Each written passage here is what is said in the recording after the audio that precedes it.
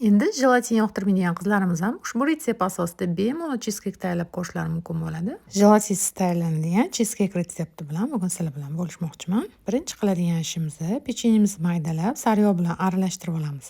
So'ng qolipimizga presslab olamiz. Qizigan duxovkaga 8 daqiqa atrofida qo'yib olamiz. Endi asosiy massamizni tayyorlashni boshlaymiz. Slivichniy sirga shakar solib aralashtirib olganimizdan so'ng oq shokolad eritib solamiz, slivka solamiz va mikser yordamida yana bitta aralashtirib olamiz. Tuxumlarimizni ham bitta-bittadan chaqib solib, mikserda aralashtirib olamiz.